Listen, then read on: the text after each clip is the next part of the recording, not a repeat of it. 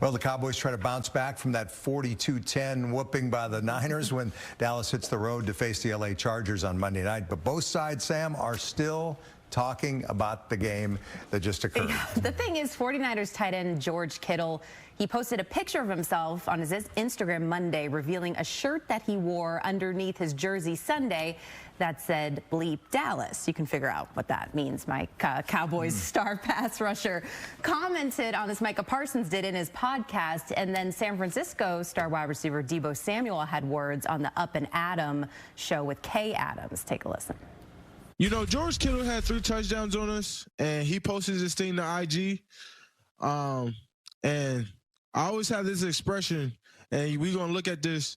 You know, he said F Dallas. Yeah. You know, I just feel like he's making it way more personal than it had to be. And, you know, Kittle's my guy. But I'm going to say this. Laugh now, cry later.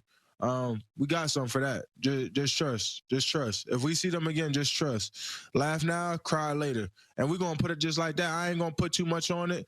You're going to make it personal, we can make it personal. It was already personal before the game started. Now, 42-10, I don't think you want to see us again. It might be a little bit worse. Wow, Deebo. I don't know what we trust. Micah, Deebo. I don't know what to say. I'm getting uncomfortable. I don't know what we trust. We trust, laugh now, cry later. I mean, I don't think you want to see us again. I love this. The fact that these two guys are being so vocal about it. The funny thing is, Micah being the fierce competitor that he is, he also got a lot of flack because he exchanged jerseys with Christian McCaffrey after they just got their butts whooped. What do you make of all of this? Do you disagree with any of it at all? Do you like it? Do you dislike it? I know you're an old school guy. I'm kind of, why do you assume that? I'm kind of two minds on it. On one hand, doing what we do for a living, we love it, right? Yeah. I heard Kornheiser on PTI today say, hey, I got a podcast. You have to say something on a podcast, but it begs the question, is it sometimes a problem to have a podcast as an active player? And I'm not saying that's Parsons' priority. It's a sideline. It's a hobby, if you will. It's something that he can make some extra money on. I know that. So from a media standpoint, I love it because it creates what you're talking about, this kind of buzz.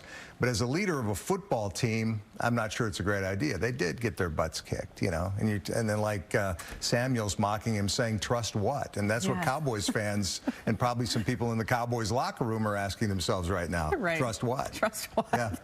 I have more of an issue. I'm not even an issue. I'm just more surprised that he would exchange jerseys with McCaffrey after a game like that. I know he has a lot of friends in the league and does it. It just, to me, it goes against kind of this fierce lion mentality that he has, and especially when in every phase of the game you guys played awful. That's the last thing that you should be doing, I think, as a leader of the team. I don't so much have a big of a problem with the podcast thing because, again, George Kittle did, kind of put that out there, and it's fun for the rivalry and all that. But on the other hand, maybe Micah, being one of the leaders on this team, on this defense, showing confidence, backing his team, I love that too. So, they could be colliding again in the postseason, so we'll see. But they got work to do before that.